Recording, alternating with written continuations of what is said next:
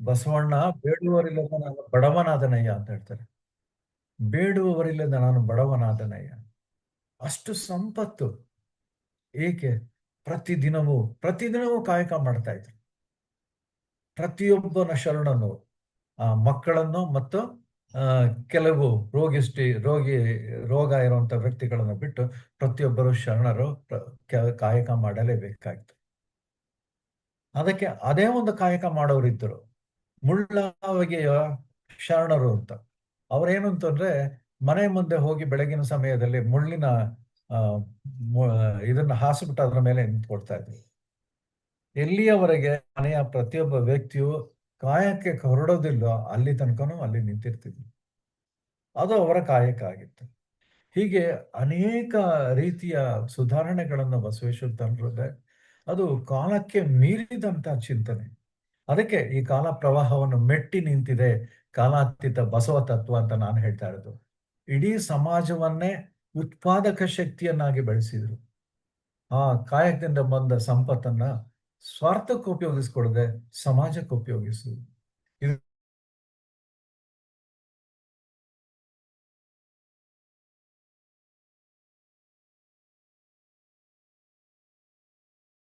ಮನೆ ಉದಾಹರಣೆ ಇವತ್ತು ನಿಂತಾಳೆ.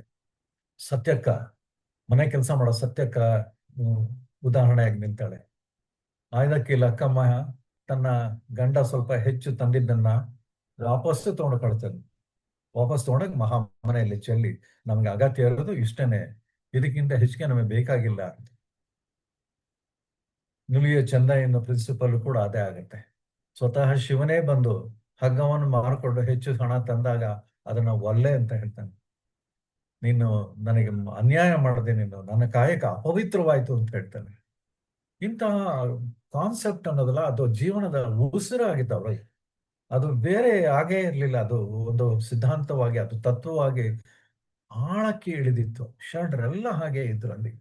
ಇವತ್ತು ನಾವು ಕಾರ್ಪೊರೇಟ್ ಸೋಷಿಯಲ್ ರೆಸ್ಪಾನ್ಸಿಬಿಲಿಟಿ ಅನ್ನೋ ಮಾತನ್ನ ಹೇಳ್ತೀವಿ. ಅದೊಂದು ಸಬ್ಜೆಕ್ಟ್ ಆಗಿ ಇವತ್ತು ಆ ವಿಶ್ವವಿದ್ಯಾಲಯಗಳಲ್ಲಿ ಬೋಧಿಸ್ತಾ ಇದ್ದಾರೆ. ನಾನು ಬೋಧನೆ ಮಾಡ್ತಿದ್ದ ಕಾಲೇಜಲ್ಲಿ MBA ಇನ್ ಸೋಷಿಯಲ್ ರೆಸ್ಪಾನ್ಸಿಬಿಲಿಟಿ ಅಂತ ಒಂದು ಹೊಸ ಪದವಿಯನ್ನ ಸೃಷ್ಟಿ ಮಾಡಿದರು. ಅದಕ್ಕೊಂದು ಇಷ್ಟೆಲ್ಲ ವ್ಯವಸ್ಥೆ ಬೇಕಿತ್ತೆ.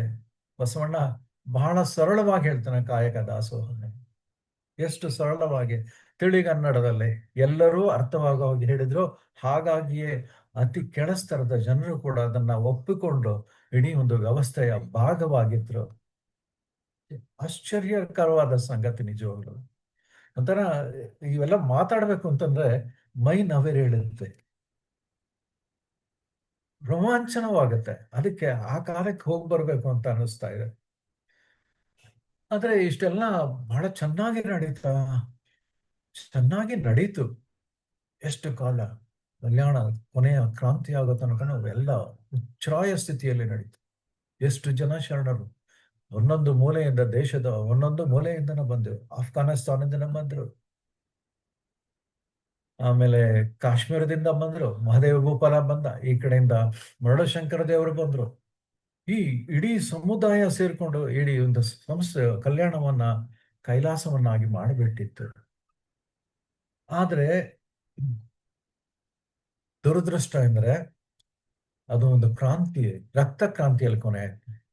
ಈ ಎಲ್ಲ ಕ್ರಾಂತಿಗಳು ರಕ್ತ ಕ್ರಾಂತಿಯಲ್ಲಿ ಕೊನೆ ಆಯ್ತು. ಯಾಕೆ ಅಂತಂದ್ರೆ ಅದೇ ತಮಗೆಲ್ಲರಿಗೂ ಗೊತ್ತಿರೋ ಹಾಗೆ ಹರಳಯ್ಯನ ಮಗ ಮತ್ತು ಮಧುವರಸರ ಮಗಳ ವಿವಾಹ ಕಲ್ಯಾಣ. ಆ ಕಲ್ಯಾಣದ ದೆಸೆಯಿಂದ ಇಡೀ ಪುರೋಹಿತ ಶಾಹಿ ಬೀಳುತ್ತದೆ. ವರ್ಣ ಸಂಕರವಾಯಿತು. 4 ವರ್ಣಗಳು ಮಿಕ್ಸ್ ಆಗಬಾರ್ದು, ವರ್ಣ ಸಂಕರ ಆಗೋಯ್ತು. ಆದ್ರಿಂದ ಇದನ್ನ ಶರಣರು ಮಾಡಿದ್ದು ಅಂತ ಹೇಳ್ತಾರೆ. ಅದೇ ಸಮಯದಲ್ಲಿ ದುರದೃಷ್ಟಕರವಾತ್ ಬಿಜ್ಜಳನ ಕೊಲೆಯಾಗಿ ಬಿಡುತ್ತೆ. ಬೇರೆ ಆ ಪುರೋಹಿತ ಶಾತಿ ವರ್ಗ ಅವನ ಮಗನನ್ನ ಎತ್ತಿ ಕಟ್ಟಿ ಅವನನ್ನ ಮುಗಿಸಿರ್ತಾರೆ. ಇದು ಶರಣರೇ ಮಾಡಿದ್ದು ಅಂತ ಶರಣರನ್ನ ಸಿಕ್ಕಲ್ಲಿ ಕೊಚ್ಚಿ ಹಾಕೋದಕ್ಕೆ ಶುರು ಮಾಡ್ತಾರೆ. ಆಗ ಶರಣರೆಲ್ಲ ಉಳಿದ ಎಲ್ಲ ವಚನದ ಕಟ್ಟುಗಳನ್ನು ಎಷ್ಟು ಸಿಗುತ್ತೋ ಅಷ್ಟನ್ನು ಎತ್ತುಕೊಂಡು ಅಲ್ಲಿಂದ ಪಲಾಯನ ಮಾಡ್ತಾರೆ. ಯುದ್ಧ ಮಾಡ್ತಾನೆ ಕೊನೆಯವರೆಗೆ ಎಲ್ಲಿ ಸಾಧ್ಯವೋ ಅಲ್ಲಿ ತನಕ ಹೋಗ್ತಾರೆ. ಅದಕ್ಕೆ ನಿಮಗೆ ಕರ್ನಾಟಕದ ಉದ್ದಗಲಕ್ಕೆ ನೀವು ಕಾಣಿಸ್ತೀರಿ, ಅಲ್ಲಲ್ಲಿ ಶರಣರ ಗದ್ದುಗೆಗಳು ಕಾಣಿಸ್ತವೆ. ಅಲ್ಲಿ ಶರಣರಿದ್ದು ಶರಣರು ತಮ್ಮ ಕೊನೆಯ ಕಾಲವನ್ನು ಅಲ್ಲಿ ಕಳೆದ್ರು ಅಂತ ಅಂದ್ಬಿಟ್ಟು ಚನ್ನಬಸವಣ್ಣ ಉಳಿವಿಗೆ ಹೋಗ್ತಾನೆ. ಆಮೇಲೆ ಕಲಮ ಪ್ರಭುಗಳು ಕಲ್ಯಾಣ ಇದಕ್ಕೆ ಹೋಗ್ತಾರೆ, ಅದು ಕದಳಿಗೆ ಹೋಗ್ತಾರೆ. ಹೀಗೆ ಅದೊಂದು ವಚನದಲ್ಲೇ ಕೂಡ ಆ ಮಾತು ಬರುತ್ತೆ. ಎಲ್ಲರೂ ತಮ್ಮ ತಮ್ಮ ಪಾಲಿಗೆ ಅದಕ್ಕೆ ಹೋಗ್ತಾರೆ. ಆನಂತರ ಎಷ್ಟೋ ಕಾಲ ವಚನ ಸಾಹಿತ್ಯ ಈಚೆಗೆ ಬರೋದಕ್ಕೆ ಸಾಧ್ಯವಾಗಲೇ ಇಲ್ಲ. ಕಾರಣ ಪಟ್ಟಭದ್ರ ಹಿತಾಸಕ್ತಿಗಳು, ಪುರೋಹಿತ ಶಾಂತಿ ಅದನ್ನ ಮಟ್ಟ ಹಾಕೋದಕ್ಕೆ ಸಿದ್ಧವಾಗಿ ನಿಂತಿದ್ರು. ಜೊತೆಗೆ ಲಿಂಗಾಯತರು ಅನಿಸ್ಕೊಂಡವರೆಲ್ಲನೇ ಬಾಯಿ ಮುಚ್ಕೊಂಡು ಆ ಉಸಿರಿರ್ತದೆ ತಮ್ಮ ಧರ್ಮವನ್ನು ಮನೆಯಲ್ಲೇ ಮಾತ್ರ ಆಚರಿಸ್ಕೊಂಡು ಬಂದ್ರು. ಆಮೇಲೆ ಮೇಲ್ನೋಟಕ್ಕೆ ಎಲ್ಲರೂ ಬ್ರಾಹ್ಮಣರ ತರ ವರ್ತಿಸೋದಕ್ಕೆ ಶುರು ಮಾಡಿದ್ರು. ಹಾಗಾಗಿ ಏನಾಯ್ತು ಅಂತಂದ್ರೆ ಒಂದಷ್ಟು ಕಾಲ ಅದು ಧೂಳು ಹಿಡಿದು ಮಸುಕಾಗಿತ್ತು. 16ನೇ ಶತಮಾನದಲ್ಲಿ ಯಡಿಯೂರು ಸಿದ್ಧಲಿಂಗೇಶ್ವರ ಬರೋ ತನಕ ಈ ಒಂದು ವಚನ ಸಾಹಿತ್ಯದ ವಿಷಯ ಹೆಚ್ಚು ಪ್ರಚಲಿತವಾಗಿಲ್ಲ. ಆನಂತರ ಹಾಗೂ ಹಳಕಟ್ಟಿಯವರು ಬಂದು ಇತ್ಯಾದಿ ತಮ್ಮ ಇಡೀ ಜೀವನವನ್ನೇ ಮುಡುಪಾಗಿಟ್ಟು ವಚನ ಕಟ್ಟುಗಳನ್ನು ಸಂಗ್ರಹಿಸಿ ಅವನ್ನ ಪಬ್ಲಿಷ್ ಮಾಡುವಂತ ಕೆಲಸಕ್ಕೆ ತೊಡಗ್ತಾರೆ. ತಮ್ಮ ಇಡೀ ಆಸ್ತಿಯನ್ನೆಲ್ಲ ಮಾರ್ಕೊಂಡು ಪ್ರೆಸ್ ಮಾಡಿ ಅಲ್ಲಿ ಅಚ್ಚು ಹಾಕಿಸಿ ಅದನ್ನ ಹಂಚ್ತಾರೆ. ಹೀಗೆ ಎಲ್ಲ ದೃಷ್ಟಿಯಿಂದ ನೋಡಿದ್ರು ಎಷ್ಟು ಬದಲಾವಣೆಗಳು ಆ ಕಾಲದಲ್ಲೇ ನಡೆದಿತ್ತು. ಆಮೇಲೆ ಆ ಕಾಲದಲ್ಲೇ ನಡೆದಿದ್ದನ್ನ ಇವತ್ತು ನಾವು 20ನೇ ಶತಮಾನ ನೋಡ್ತಿರೋದು ಎಷ್ಟು ವಿಚಿತ್ರ ಅನ್ನಿಸ್ತದೆ. ಈ BPR ಮಾಡಿದಾಗ ಇಲ್ಲಿ ಕೂಡ ನಮ್ಮ ಇವತ್ತು ಆಧುನಿಕ ಸಮಾಜದಲ್ಲಿ ಕೂಡ ತಲ್ಲಣ ಆಯಿತು. 1993ನಲ್ಲಿ ಅಮೆರಿಕಾದಲ್ಲಿ ಕಂಪನಿಗಳು BPRನ ಅಳವಡಿಸ್ಕೊಳ್ಳೋದಕ್ಕೆ ಪ್ರಯತ್ನ ಪಟ್ಟರು. ಆ ಅಳವಡಿಸ್ಕೊಳಕ್ ಹೋದಾಗ ಅವರಿಗೆ ಗೋಚರಿಸಿದ್ದು ನಮ್ಮಲ್ಲಿ ಹೆಚ್ಚಿನ ಉದ್ಯೋಗಿಗಳಿದ್ದಾರೆ, ಹೆಚ್ಚಿನ ಮಧ್ಯವರ್ತಿಗಳಿದ್ದಾರೆ, ಮಿಡ್ಲ್ ಮ್ಯಾನೇಜರ್ಸ್ ತುಂಬಾ ಇದ್ದಾರೆ. ಏನ್ ಮಾಡೋದು ಇವ್ರನ್ನೆಲ್ಲ ಕೆಲಸದಿಂದ ತೆಗೆದಾಕಿ. ಆಗ ದೊಡ್ಡ ದೊಡ್ಡ ಕಂಪನಿಗಳು, ಎಷ್ಟು IBM, ಫೋರ್ಡ್ ಇಂಥ ಕಂಪನಿಗಳೆಲ್ಲವೇ, AT&T ದೈತ್ಯ ಕಂಪನಿಗಳು ಇದು BPR ಅಳವಡಿಸಿದ ಏನಾಯ್ತು ಅಂತಂದ್ರೆ ಜನರನ್ನ ಕೆಲಸದಿಂದ ತೆಗೆದುಹಾಕ್ಬಿಟ್ರು. ಸಹಸ್ರಾರು ಜನ ಬೀದಿಗೆ ಬಂದರು. ತಲ್ಲಣವಂತ ರೀತಿ ತಲ್ಲಣವಾಯಿತು. ಕಲ್ಯಾಣದಲ್ಲಿ ಕೂಡ ಹಿಂಗೆ ಆಗಿತ್ತು. ಒಂದು ಕಲ್ಯಾಣ ಕ್ರಾಂತಿ ಆದಾಗ ತಲ್ಲಣ ಆಯ್ತು. ಕಾರ್ಪೊರೇಟ್ ವಲಯದಲ್ಲೂ ತಲ್ಲಣ ಆಯ್ತು, ಮತ್ತೆ ಕಲ್ಯಾಣದಲ್ಲಿ ಕೂಡ ಈ ತಲ್ಲಣ ಆಗಿತ್ತು. ಆದ್ರೆ ಆ ಕಾಲದಲ್ಲಿ ಎಷ್ಟು ಒಂದು ಕೆಟ್ಟ ಹೆಸರು ಬಂತು BPR ಅಂತಂದ್ರೆ ಮಾಸ್ ಡೌನ್ ಸೈಜಿಂಗ್ ಅಂತ ಕರೀತಾ ಇದ್ರು. ಬೃಹತ್ ಉದ್ಯೋಗ ಕಡಿತ, ಉದ್ಯೋಗ ಹಂತಕ ಈ ಪ್ರಿನ್ಸಿಪಲ್ ಅನ್ನೋದನ್ನ ಹೇಳಕ್ ಶುರು ಮಾಡಿದ್ರು. ಕೊನೆಗೆ 1996 ಅಲ್ಲಿ ತಾವು ಬರೆದ ಆ ಪುಸ್ತಕದ ಪ್ರಭಾವ ಎಷ್ಟಿದೆ ಅನ್ನೋದನ್ನ ಅವರನ್ನ ವಿಶ್ಲೇಷಣೆ ಮಾಡಿ ಕೊನೆಗೆ ಹೇಳ್ತಾರೆ, ನಾವು ವ್ಯಾಪಾರಿ ಪ್ರಕ್ರಿಯೆಗಳನ್ನು ಬದಲಾಯಿಸುವ ಆತರದಲ್ಲಿ ಒಳಗಿರುವ ಮನುಷ್ಯರು ಮತ್ತು ಅವರ ಭಾವನೆಗಳನ್ನು ನಿರ್ಲಕ್ಷ್ಯ ಮಾಡಿದೆವು. ನಮ್ದು ತಪ್ಪಿದೆ. ನಾವು ಇದನ್ನು ಬರೀಬೇಕಾದ್ರೆ, ರೀ ಇಂಜಿನಿಯರಿಂಗ್ ದ ಕಾರ್ಪೊರೇಷನ್ ಅನ್ನೋ ಪುಸ್ತಕ ಬರೀಬೇಕಾದ್ರೆ ಆ ಥರದಲ್ಲಿ ನಾವು ಮನುಷ್ಯರನ್ನ ಮತ್ತು ಅವರ ಭಾವನೆಗಳನ್ನ ನಿರ್ಲಕ್ಷ್ಯ ಮಾಡಿದೆವು. ಅದು ನಮ್ಮ ಸಿದ್ಧಾಂತದ ದೋಷ ಅಲ್ಲ, ಅದು ಅನುಷ್ಠಾನದ ದೋಷ ಅಂತ ಹೇಳ್ತಾರೆ. ಬಸವಣ್ಣವರ ಕಲ್ಯಾಣದಲ್ಲಿ ಕ್ರಾಂತಿ ಆಯ್ತು, ತಲ್ಲಣವಾಯ್ತು. ಅಮೆರಿಕಾದಂತೆ ಮನುಷ್ಯರನ್ನು ಕಡೆಗಣಿಸಿದ್ರಿಂದ ಆಗ್ಲಿಲ್ಲ. ಅದು ಉಂಟಾದ ತಲ್ಲಣ ಯಾತಕ್ಕೆ ಅಂದ್ರೆ ತಳ ಸಮುದಾಯದ ಮನುಷ್ಯರನ್ನ ಬಸವಣ್ಣ ಅಪ್ಪಿಕೊಂಡ ಅನ್ನೋ ಕಾರಣಕ್ಕೆ ಅದಲ್ಲಿ ತಲ್ಲಣ ಉಂಟಾಯ್ತು. ಪುರೋಹಿತ ಶಾಹಿಗೆ ತಮ್ಮ ತಮ್ಮ ಅವಶ್ಯಕತೆಯೇ ಇಲ್ಲವಲ್ಲ ಈ ಸಮಾಜಕ್ಕೆ. ಯಾರು ಅವರನ್ನು ಕರಿತಿರ್ಲಿಲ್ಲ. ದೇವರನ್ನ ನೀವು ನೇರವಾಗಿ ಪೂಜೆ ಮಾಡ್ಬೇಕಾದ್ರೆ ನೀನ ಪುರೋಹಿತರನ್ನ ಯಾಕೆ ಕರಿತೀಯ? ದೇವಸ್ಥಾನಕ್ಕೆ ಹೋಗಿ ಪೂಜೆಯನ್ನ ಯಾಕೆ ಮಾಡಿಸ್ತೀಯ? ನೀನೇ ಪೂಜೆ ಮಾಡು.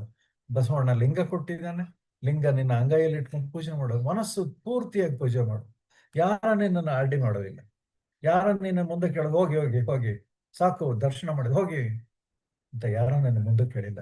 ಇವತ್ತಿನ ಎಲ್ಲ ದೇವಸ್ಥಾನಗಳು ಶೋಷಣೆಯ ಕೇಂದ್ರಗಳಾಗಿ ಎಷ್ಟು ಜನ ಬರ್ತಾ ಇದ್ದಾರೆ ಅಂತಂದ್ರೆ ಅಸಾಧ್ಯ ಜನ ಇದೆ. ಆ ಜನಸ್ತೋಮನ್ನ ನಿರ್ವಹಿಸಕ್ಕಾಗೋದಿಲ್ಲ. ಇತ್ತೀಚೆಗೆ ನಮ್ಮ ಬಂಧುಗಳೊಬ್ರು ಮೈಸೂರಿಗೆ ಬಂದಿದ್ರು. ನಾನು ಅವಾಗ ಮೈಸೂರಲ್ಲಿ ಇದ್ದೆ. ಇನ್ನು ಚಾಮುಂಡೇಶ್ವರಿ ದರ್ಶನ ಮಾಡಬೇಕು ಅಂದ್ರು, ಹೋಗಿದ್ದು. ಆವತ್ತು ಯಾರೋ ಕೇಂದ್ರದಿಂದನೋ ರಾಜ್ಯ ಆ, ಮಂತ್ರಿಯೋ ಯಾರೋ ಒಬ್ಬ ಬಂದಿದ್ದ. ಎಲ್ಲ ಕಡೆನೂ ಬ್ಲಾಕೇಡ್ ಹಾಕ್ಬಿಟ್ರು, ನಿರ್ಬಂಧ ವಿಧಿಸ್ಬಿಟ್ಟಿದ್ರು. ಹೋಗೋಕ್ ಸಾಧ್ಯನೇ ಇರಲಿಲ್ಲ. ನಮ್ಮ ಜೊತೆ ಇದ್ದವರು, ಗೊತ್ತಲ್ಲ ನಮ್ಮ ಇವತ್ತಿನ ಸಮಾಜ ಹೇಗಿದೆ ಅಂತ, ಆ ವಾಚ್ಮನ್ ಕೈಯಲ್ಲಿ ಒಂದಷ್ಟು ದುಡ್ಡು ತುರುಕ ಕೊಟ್ರು. ಆದ್ರೆ ಎಷ್ಟು ವ್ಯವಸ್ಥೆ ಇತ್ತು ಅವತ್ತಂದ್ರೆ ಅವನು ಅದನ್ನು ಕೂಡ ಒಪ್ಕೊಳ್ಳಿಲ್ಲ. ಸಾಮಾನ್ಯ ಸ್ಥಿತಿಲಾಗಿದ್ರೆ ಅದನ್ನು ದುಡ್ಡು ತಗೊಂಡು ಒಳಗ್ ಬಿಟ್ಬಿಡೋದು.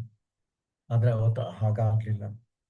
ಹಾಗೆ ನೋಡಿ, ಇಂಥ ವ್ಯವಸ್ಥೆ ಜಡ್ಡು ಇವತ್ತು ಮತ್ತೆ ಹಾಗೆ ಆಗಿದೆ. ಕನ್ನಡದಲ್ಲಿ ಹೇಗಿತ್ತು ಇವತ್ತು ಹಾಗೆ ಇದೆ.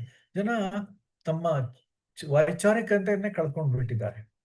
ಎಷ್ಟು ಕಾಲದಿಂದ ಎಷ್ಟು ಜನರು ಇದನ್ನ ಹೇಳ್ತಾ ಬಂದಿದ್ದಾರೆ. ಬುದ್ಧ ಹೇಳಿದ್ದಾನೆ, ಯೋಚನೆ ಮಾಡಿ, ಯಾವುದನ್ನು ಒಪ್ಕೋಬೇಡಿ, ಬಡಪೆಟ್ಟಿಗೆ ಯಾವುದನ್ನು ಒಪ್ಕೋಬೇಡಿ, ಯೋಚನೆ ಮಾಡಿ, ನೀವೇ ಅನುಷ್ಠಾನ ಮಾಡಿ, ಆಮೇಲೆ ಅರ್ಥ ಮಾಡ್ಕೊಳ್ಳಿ.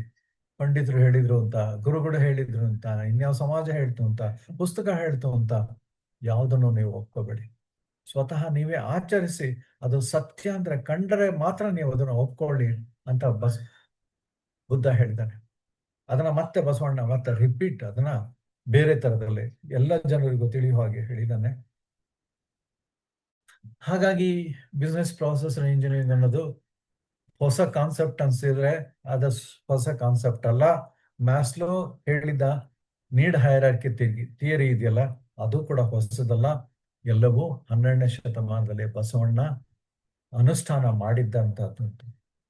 ಈ ಬಿಸ್ನೆಸ್ ಪ್ರಾಸೆಸ್ ಇಂಜಿನಿಯರಿಂಗ್ ನಿಜವಾಗ್ಲೂ ಕೆಲಸ ಮಾಡುತ್ತಾ ಅಂತ ನನಗೆ ಅನುಮಾನ ಬಂದು, ನಾನು ಅವಾಗಿನ ಕೆಲಸ ಮಾಡ್ತಾ ಇದ್ದೆ, ಫ್ಯಾಕ್ಟ್ರಿಯಲ್ಲಿ ಕೆಲಸ ಮಾಡ್ತಾ ಇದ್ದೆ. ಅಲ್ಲೂ ಕೂಡ ಮ್ಯಾನೇಜ್ಮೆಂಟ್ ಇತ್ತು, BPR ನಾವು ಅಳವಡಿಸೋಣ ಅಂತ. ಎಲ್ಲರೂ ಆಗಷ್ಟೇ ಆ ಪುಸ್ತಕವನ್ನು ತೆಗೆದು ಓದೋದಕ್ಕೆ ಶುರು ಮಾಡಿದ್ರು. ಎಲ್ಲರಿಗೂ ಒಂದೇ ಕಾಲದಲ್ಲಿ ಒಂದೆರಡು ಕಾಪಿಗಳು ಸಿಕ್ಕಿದ್ದು ಅಷ್ಟೇ, ಹೆಚ್ಚು ಕಾಪಿಗಳಿರಲಿಲ್ಲ. ಅದನ್ನ ಓದಿ ಎಲ್ಲರಿಗೂ ತಿಳಿ ಹೇಳುವಂತ ಒಂದು ಕೆಲಸವನ್ನು ನನಗೆ ಕೊಟ್ಟಿದ್ರು. ಅದನ್ನ ಅಮೂಲಾಗ್ರ ಅಧ್ಯಯನ ಮಾಡಿ ಅದರ ತಿರುಳನ್ನು ಎಲ್ಲರಿಗೂ ಹೇಳಿ ಅದರ ಪ್ರಕಾರ ನಾವು ಹೋಗಿ ನೋಡಿದಾಗ ನಿಜಕ್ಕೂ ನಮಗೂ ಕೂಡ ಹಾಗೆ ಅನ್ನಿಸ್ತು. ಹೆಚ್ಚು ಜನ ಕೆಲಸದವ್ರು ಇದ್ದಾರೆ, ಕಂಪ್ಯೂಟರ್ಗಳಿದೆ, ಎಲ್ಲ ಇದ್ರು, ಇಷ್ಟೊಂದು ಜನ ಯಾಕೆ ಬೇಕು? ಆದ್ರೆ ಕೆಲಸದಿಂದ ತೆಗೆಯೋದಾ? ಇಲ್ಲ, ಅದು ಅಷ್ಟು ಸುಲಭದ ಮಾತಲ್ಲ. ಭಾರತದಲ್ಲಿ, ಅಮೆರಿಕಾದಲ್ಲಿ ಹಾಗಿತ್ತು, ಆದ್ರೆ ಇಲ್ಲಿ ಹಾಗೆ ಮಾಡೋಕ್ಕಾಗಿಲ್ಲ. ಅವ್ರನ್ನ ರೀಡಿಪ್ಲಾಯ್, ಬೇರೆ ಕಡೆ ಬೇರೆ ಹುದ್ದೆಗೆ ಅವ್ರನ್ನ ನೇಮಿಸೋದು ಅಂತ. ಹಾಗಾಗಿ ಇವತ್ತು ನಮಗೆ ನಾವು ಮುಖ್ಯವಾಗಿ ನೋಡ್ಬೇಕಾಗಿತ್ತು ಅಂತಂದ್ರೆ, ಹೇಗೆ ಬಸವಣ್ಣವರ ಸಿದ್ಧಾಂತಗಳು, ತತ್ವಗಳು ಕಾಲಾತೀತ ಅಂತ ನಾನು ಹೇಳ್ತೀನಿ ಅಂತಂದ್ರೆ, ಮೊದಲನೇದಾಗಿ ಒಂದು ಏನು, ಜಾಗತಿಕ ಮಾನವ ಹಕ್ಕುಗಳ ಮೊದಲ ಪ್ರಣಾಳಿಕೆ ಬಸವಣ್ಣ 12ನೇ ಶತಮಾನ ಹೇಳಿದ್ದು. 20ನೇ ಶತಮಾನದಲ್ಲಿ ಅದನ್ನ ವಿಶ್ವಸಂಸ್ಥೆ ಘೋಷಿಸಿದ್ರು, ಇದು ಜಾಗತಿಕ ಮಾನವ ಹಕ್ಕುಗಳು. ಅದ್ರ ಬಗ್ಗೆ ಒಂದು ವಿಸ್ತಾರವಾದಂತ ಸಿದ್ಧಾಂತವನ್ನು ಮಂಡಿಸಿದ್ರು. ಎರಡನೇದು ನೈಜವಾದ ಸ್ತ್ರೀವಾದ, ಬರೆಯ ಸ್ತ್ರೀವಾದ ಅಲ್ಲ, ನೈಜವಾದ ಸ್ತ್ರೀವಾದ.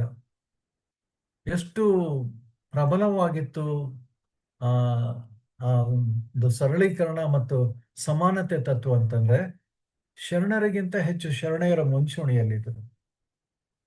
ಅವರು ಇಷ್ಟು ಕಾಲ ಹಿಡಿದಿಟ್ಟಿದ್ದಂಥ ಭಾವನೆಗಳನ್ನ ಈಚೆ ವಚನಗಳ ಮೂಲಕ ಹೇಳೋದಕ್ಕೆ ಸಾಧ್ಯವಾಯಿತು. ಅದು ನಿಜವಾದ ಸ್ತ್ರೀವಾದ. ಸ್ತ್ರೀವಾದ ಅಂತ ಬಂದಾಗ ನನಗೆ ಬಹಳ ಹಿಂದೆ ನಾವು ಮಿಡ್ಲ್ ಸ್ಕೂಲಲ್ಲೋ ಪ್ರೈಮರಿ ಸ್ಕೂಲಲ್ಲೋ ಓದಿದ ಒಂದು ಪದ್ಯದ ಒಂದು ಸಾಲು ಮಾತ್ರ ಜ್ಞಾಪಕ ಬರ್ತದೆ. ಆ ಕಾಲದಲ್ಲಿ ಸ್ತ್ರೀಯರ ಸ್ಥಿತಿ ಹೇಗಿತ್ತು ಅನ್ನೋದು, ಅದು ಬಹುಶಃ ಸಂಚಿಯ ಹೊನ್ನಮ್ಮ ಅನ್ನೋ ಆಕೆ ಬರೆದಿದ್ದಂಥದ್ದು ಅಥವಾ ಹಾಡಿದ್ದಂಥದ್ದು. ಅತ್ತೆಯ ಮನೆಯಲ್ಲಿ ತೊತ್ತಾಗಿ ಇರಬೇಕು, ಅತ್ತೆಯ ಮನೆಯಲ್ಲಿ ತೊತ್ತಾಗಿ ಇರಬೇಕು, ಹೊತ್ತಾಗಿ ನೀಡಿದ್ರೆ ಉಣಬೇಕು ಮಗಳೇ. ಅಂದ್ರೆ ಶೋಷಣೆ ಎಷ್ಟಿತ್ತು, ಹೇಗೆ ಉಪದೇಶ ಆವತ್ತಿನ ಕಾಲದಲ್ಲಿ ಆಗ್ತಿತ್ತು ಅನ್ನೋದನ್ನು. ಆದ್ರೆ ಇವತ್ತಿನ ಸಮಾಜ ಬದಲಾಗಿದೆ. ಬದಲಾಗೋದಕ್ಕೆ ಒಂದು ಬೀಜ ರೂಪದಲ್ಲಿ ಶುರು ಮಾಡಿದ್ದೆ ಬಸವಣ್ಣವರು. ಅವರ ಕಾಲಾತೀತವಾದಂತ ದೂರದೃಷ್ಟಿ ಫಲವಾಗಿ ಇವತ್ತು ನಾವು ಅನೇಕ ಸುಧಾರಣೆಗಳನ್ನು ಕಾಣ್ತಾ ಇದ್ದೀವಿ. ಬಸವೇಶ್ವರ ಸಿದ್ಧಾಂತ ಒಂದು ವರ್ಗಕ್ಕೆ, ಒಂದು ದೇಶಕ್ಕೆ, ಒಂದು ಭಾಷೆಗೆ ಸೀಮಿತವಾದದ್ದಲ್ಲ. ಇದು ಎಲ್ಲ ಜನಾಂಗಕ್ಕೆ, ಎಲ್ಲ ದೇಶಗಳಿಗೆ ಕಾಲಾತೀತವಾದಂಥ ಸತ್ಯ. ಇವತ್ತಿಗೂ ಸತ್ಯ, 12ನೇ ಶತಮಾನಕ್ಕೂ ಸತ್ಯವಾಗಿತ್ತು, ಮುಂದೆ ಕೂಡ ಇದು ಸತ್ಯವಾಗಿ ಉಳಿಯುತ್ತೆ. ಯಾಕೆಂತಂದ್ರೆ ಇದು ಮೂಲಭೂತವಾಗಿ ಮಾನವೀಯತೆಯನ್ನ ಮುಂದಿಟ್ಕೊಂಡು ಮಾಡಿದಂಥದ್ದು. ಆರ್ಥಿಕ ಸ್ಥಿತಿಯನ್ನು ಸಮಗ್ರವಾಗಿ ವಿಶ್ಲೇಷಣೆ ಮಾಡಿದದ್ದು. ಇವತ್ತಿಗೂ ಕಾಯಕ ಮತ್ತು ದಾಸೋಹದ ಸಿದ್ಧಾಂತವನ್ನ ಅಳಿಸಿ ಹಾಕುವಂತ ಯಾವ ಸಿದ್ಧಾಂತವೂ ಬಂದಿಲ್ಲ. ಅದೇ ಶ್ರೇಷ್ಠವಾದ ಸಿದ್ಧಾಂತ. ನೀವು ಯಾವುದೇ ಥಿಯರಿ ನೋಡಿ, ಮಾರ್ಕ್ಸ್ ಥಿಯರಿ ನೋಡಿ, ಇನ್ಯಾವುದೇ ಥಿಯರಿ ನೋಡಿ, ಎಲ್ಲವೂ ಹೇಳೋದು ಕೂಡ ಇದನ್ನೇ. ಆದ್ರೆ ಇನ್ನೊಂದು ಬಸವಣ್ಣನ ಹೆಗ್ಗಳಿಕೆ ಅಂದ್ರೆ ಅದನ್ನ ಆಧ್ಯಾತ್ಮಿಕಕ್ಕೆ ತಳುಕು ಹಾಕಿತ್ತು. ನೀನು ಬರೀ ದಾಸೋಹದಿಂದಲೇ ನೀನು ತುಟ್ಟ ತುದಿಯನ್ನ, ಆಧ್ಯಾತ್ಮದ ತುಟ್ಟ ತುದಿಯನ್ನ ಮುಟ್ಟಬಹುದು, ಕಾಯಕದಿಂದಲೇ ಆ ತುದಿಯನ್ನು ಮುಟ್ಟಬಹುದು. ಹೀಗೆ ಹಾಗೆ ಬದುಕಿದಂತ ಅನೇಕ ಶರಣರು ಕೂಡ ಇವತ್ತು ನಮ್ಮ ಇತಿಹಾಸದಲ್ಲಿ ವಚನಗಳ ಮೂಲಕ ಕಾಣಿಸ್ತಾರೆ. ಮೈಕೆಲ್ ಹ್ಯಾಮರ್, ಜೇಮ್ಸ್ ಚಾಂಪಿ ಅವರು ಕಾರ್ಪೊರೇಟ್ ಸಂಸ್ಥೆಗಳ ದಕ್ಷತೆ ಮತ್ತು ದೃಷ್ಟಿಯಿಂದ ರೀ ಇಂಜಿನಿಯರಿಂಗ್ ತತ್ವಗಳನ್ನು ಮಂಡಿಸಿದ್ರು. ಆದರೆ ಬಸವಣ್ಣವರು ಇಡೀ ಮಾನವ ಸಮಾಜದ ಕಲ್ಯಾಣಕ್ಕಾಗಿ, ಶೋಷಣೆ ಮುಕ್ತ ಬದುಕಿಗಾಗಿ, ಯಾವ ಲಾಭವೂ ಇಲ್ಲದೆ ಧಾರ್ಮಿಕ ರೀ ಇಂಜಿನಿಯರಿಂಗ್ ಮಾಡಿದ್ರು. ನಮಗೆಲ್ಲ ಗೊತ್ತಿದೆ, ಮೂಲಭೂತವಾಗಿ ಭಾರತ ದೇಶದಲ್ಲಿ ಇದ್ದಿದ್ದು ಶೈವ ಧರ್ಮ. ಆ ಶೈವ ಧರ್ಮ ಅನೇಕ ಶಾಖೆಗಳಿದೆ. ಪಾಶುಪತ, ಲಕಲೀಶ, ನಾಥಪ ಅಂತ ಎಷ್ಟೊಂದು ವರ್ಗಗಳಿದೆ. ಆದ್ರೆ ಅವೆಲ್ಲವನ್ನೂ ತೆಗೆದು ಮೂಲಭೂತವಾಗಿ ಎಲ್ಲ ಡಿಸ್ಕಾರ್ಡ್ ಮಾಡಿ, ಕಿತ್ತ ಹಾಕಿ, ಎಷ್ಟು ಅವಶ್ಯಕತೆ ಇದೋ ಅಷ್ಟು ಅವಶ್ಯಕತೆಯನ್ನು ಮಾತ್ರ ಉಳಿಸಿಕೊಂಡು ಅವಕ್ಕೆ ಗಾಢವಾದ ಅರ್ಥವನ್ನು ಕೊಟ್ಟು ಇಡೀ ಜೀವನವನ್ನ ಸುಗಮಗೊಳಿಸಿದಂತ ಶ್ರೇಷ್ಠ ವಿಜ್ಞಾನಿ, ಸಮಾಜ ವಿಜ್ಞಾನಿ ಬಸವಣ್ಣವರು. ಮನುಷ್ಯತ್ವ, ಸಮಾನತೆ, ಪ್ರಾಮಾಣಿಕ ಶ್ರಮದ ತಳಹದಿಯ ಮೇಲೆ ಬಸವಣ್ಣ ತತ್ವಗಳು ನಿಂತಿದ್ದಾವೆ. ಅದಕ್ಕೆ ಅವು ಎಂದೂ ಮಾಸೋದಿಲ್ಲ. ಕಾಲ ಕಳೆದ ಹಾಗೆ ಅವು ಪುಟಕ್ಕಿಟ್ಟ ಚಿನ್ನದ ಹಾಗೆ ಹೊಳೆಯುತ್ತವೆ. ಕೇವಲ 12ನೇ ಶತಮಾನದ ಸಂತರಲ್ಲ ಅವರು, ಇಂದಿಗೂ ಮುಂದಿನ ಕಾಲಕ್ಕೂ ಕೂಡ ಸಲ್ಲುವಂತಹ ಸಮಾಜ ವಿಜ್ಞಾನಿ. ಅವರು ಮಾಡಿದ ಕೆಲಸಗಳನ್ನ ಕೆಲವನ್ನ ನೆನೆಸ್ಕೊಂಡ್ರೆ ನಮಗೆ ರೋಮಾಂಚನವಾಗುತ್ತೆ. ಇಷ್ಟೆಲ್ಲ ಒಬ್ಬ ವ್ಯಕ್ತಿ ಅಷ್ಟು ಸಣ್ಣ ಕಾಲದಲ್ಲಿ, ಹೆಚ್ಚು ಕಾಲ ಇರಲಿಲ್ಲ ಬಸವಣ್ಣವ್ರ ಕಲ್ಯಾಣದಲ್ಲಿ ಇರಲಿಲ್ಲ, ಬಹುತೇಕ ಒಂದು 20 ವರ್ಷ ಇದ್ದರು. ಅದೇ ಇತಿಹಾಸಕಾರರು ಹೇಳ್ಬೇಕು. ನಾನು ಅದನ್ನು ಸರಿಯಾಗಿ ಅಧ್ಯಯನ ಮಾಡಿಲ್ಲ. ಬಹಳ ಕಡಿಮೆ ಕಾಲ ಇದ್ರು ಅನ್ನೋದು ಮಾತ್ರ ನನಗೆ ಗೊತ್ತಿದೆ. ಅಷ್ಟು ಕಾಲದಲ್ಲಿ ಇಷ್ಟು ಕ್ರಾಂತಿಯನ್ನು ಮಾಡೋದು ಅಸಾಧ್ಯವಾದನ್ನ ಸಾಧ್ಯವಾಗಿಸಿದ್ರು ಬಸವಣ್ಣವರು. ಅದಕ್ಕೆ ಅವರ ಎಲ್ಲ ಸಿದ್ಧಾಂತಗಳು ಕಾಲಾತೀತ ಅನ್ನೋದು ನಾನು ಹೀಗೆ ನನ್ನ ವೃತ್ತಿ ಜೀವನದಲ್ಲಿ ಕಂಡಂತಹ ಒಂದು ಕೆಲ ಸಿದ್ಧಾಂತಗಳನ್ನ ತಾಳೆ ಹಾಕಿ ನೋಡಿದೆ. 12ನೇ ಶತಮಾನ ತಾಳೆ ಹಾಕಿ ನೋಡಿದೆ. 20ನೇ ಶತಮಾನದಲ್ಲಿ ನಾನು ಬೋಧನೆ ಮಾಡ್ತಾ ಇದ್ದಾಗ 12ನೇ ಶತಮಾನ ತಾಳೆ ಹಾಕಿ ನೋಡಿದೆ. 12, 21 ಹಿಂಗೆ ಚೇಂಜ್ ಆಗುತ್ತೆ. ಒಂದು ರೀತಿಯ ಅಂಕಿ ಆ ಕಡೆ ಈ ಕಡೆ ಹಾಕಿದ್ರೆ ಅದು 12ನೇ ಶತಮಾನ ಆಗುತ್ತೆ. ಅದನ್ನು ಈ ಕಡೆ ಹಾಕಿದ್ರೆ 21ನೇ ಶತಮಾನ ಆಗುತ್ತೆ. ಅವತ್ತಿಗೂ ಇವತ್ತಿಗೂ ಗಟ್ಟಿಯಾಗಿ ನಿಂತಿರುವಂತಹ ಬಸವ ಧರ್ಮ, ಅವರ ಚಿಂತನೆಗೆ, ಅವರ ಬೋಧನೆಗೆ, ಅವರ ವಚನಗಳ ಕಾವ್ಯ ಸೌಂದರ್ಯಕ್ಕೆ ಮಾರು ಹೋದವರೇ ಇಲ್ಲ. ಇದು ಜಗತ್ತಿನ ಅತಿ ಶ್ರೇಷ್ಠವಾದಂಥ ಸಾಹಿತ್ಯ. ಇಂಥ ಸಾಹಿತ್ಯ ಯಾವ ದೇಶದಲ್ಲೂ ಯಾವ ಕಾಲದಲ್ಲೂ ಬಂದಿಲ್ಲ. ಆ ಭಾಷೆಯ ಬಗ್ಗೆ ನನಗೆ ವಿಜಯ್ ಕುಮಾರ್ ಒಂದು ಪುಸ್ತಕ ಕೊಟ್ಟಿದ್ರು ತುಮಕೂರಿನಲ್ಲಿ ಓದಿದಾಗ. ಅದನ್ನು ಓದ್ತಾ ಇದ್ದಾಗ ತಕ್ಷಣ ಅಲ್ಲೇನೋ ಲ್ಯಾಕೋನಿಕ್ ಅನ್ನೋ ಒಂದು ವರ್ಡ್ ನನ್ನ ಮನಸ್ಸಿಗೆ ಹೊಳೆಯುತ್ತದೆ. ಅತ್ಯಂತ ಕಡಿಮೆ ಪದಗಳನ್ನು ಉಪಯೋಗಿಸಿ ಹೆಚ್ಚಿನ ಅರ್ಥವನ್ನು ಹೇಗೆ ಜನರಿಗೆ ಮುಟ್ಟಿಸಬೇಕು ಅನ್ನೋದನ್ನು ಆ ಒಂದು ಕಾಲಘಟ್ಟದಲ್ಲಿ ಒಂದು ದೇಶದ ಜನ ಉಪಯೋಗಿಸ್ತಿದ್ರಂತೆ. ಅದನ್ನ ಇವರು ಸಮೀಕರಣ ಮಾಡಿ ಹೇಳಿದ್ದಾರೆ. ಇಷ್ಟು ಮಾತನ್ನು ಹೇಳಿ ನನಗೆ ನಿಮ್ಮೆಲ್ಲರ ಎದುರಿಗೆ ನನ್ನ ಚಿಂತನೆಗಳನ್ನ ಪ್ರಸ್ತುತಪಡಿಸಲಿಕ್ಕೆ ಅವಕಾಶ ಮಾಡಿಕೊಟ್ಟಂತ ಮಂದಾರ ಫೌಂಡೇಶನ್ನ ಎಲ್ಲರಿಗೂ, ವಿಶೇಷವಾಗಿ ವಿಜಯ್ ಕುಮಾರ್ ಕಮ್ಮಾರ್ ಅವರಿಗೂ ನನ್ನ ವಂದನೆಗಳನ್ನು ಸಲ್ಲಿಸ್ತಾ ಎಲ್ಲರಿಗೂ ನಮಸ್ಕಾರ ಹೇಳಿ ಶರಣಾರ್ಥಿಗೆ ವಿರಮಿಸ್ತೇನೆ. ನಮಸ್ಕಾರ. ಏನಾದ್ರು ಸಂದೇಹಗಳಿದ್ರೆ ಕೇಳಬಹುದು, ವಿಚಾರಗಳಿದ್ರೆ ಮಂಡಿಸಬಹುದು. ಧನ್ಯವಾದ. ಶರಣಾರ್ಥಿಗಳು ಸರ್. ಇಂದು ಒಂದು ಪ್ರೌಢ ಚಿಂತನೆಯ ಅದ್ಭುತವಾದ ಉಪನ್ಯಾಸವನ್ನ ಆಲಿಸಿದ್ವಿ. ವಿವಿಧ ಶರಣರ ಬಗ್ಗೆ, ಅವರ ತತ್ವಗಳ ಬಗ್ಗೆ, ಅವರ ಚಿಂತನೆಗಳ ಬಗ್ಗೆ ಹಾಗೂ ವಚನ ಸಾಹಿತ್ಯ ಕಾಲಾಂತರದಲ್ಲಿ ಭೂಗತವಾದದ ಬಗ್ಗೆ, ಹಾಗೆ ಮುಂದೆ ಪಗು ಹಳಕಟ್ಟಿ ಅವರಂತಹ ಮನೆಯದ ಸತತ ಪ್ರಯತ್ನದಿಂದ, ತ್ಯಾಗದಿಂದ ಅವು ಬೆಳಕಿಗೆ ಬಂದ ಬಗ್ಗೆ ಅತ್ಯಂತ ಸರಳವಾಗಿ ವಿವರಿಸಿದ್ರಿ ಸರ್.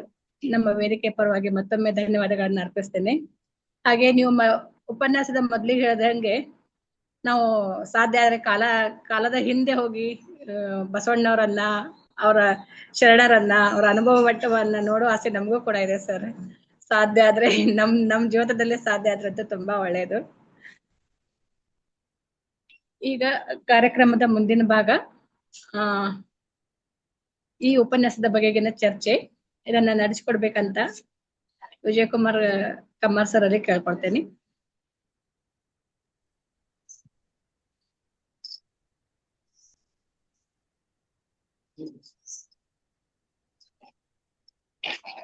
ನಮ್ಮ ಮನೇಲಿ ಕರೆಂಟ್ ಹೋಗ್ಬಿಟ್ಟಿದೆ, UPS ಕೈ ಕೊಟ್ಟಿದೆ, ಹಾಗಾಗಿ ವಿಡಿಯೋ ಆನ್ ಆಗ್ತಿಲ್ಲ, ಕ್ಷಮಿಸ್ಬೇಕು. ವಚನಗಳಲ್ಲಿ ಕಾಲಾತೀತ ಚಿಂತನೆಗಳನ್ನು ಮಂಡಿಸಿದಂಥ ಪ್ರೊಫೆಸರ್ SG ಶಿವಶಂಕರ್ ಅವರಿಗೆ ಹೃತ್ಪೂರ್ವಕವಾದ ಧನ್ಯವಾದಗಳನ್ನು ತಿಳಿಸ್ತಾ, ಇನ್ನು ಈ ವಿಷಯದ ಕುರಿತಂತೆ ಹಲವಾರು ಚರ್ಚೆಗಳು ಆಗ್ತವೆ. ಹಾಗಾಗಿ ಮೊಟ್ಟ ಮೊದಲನೇದಾಗಿ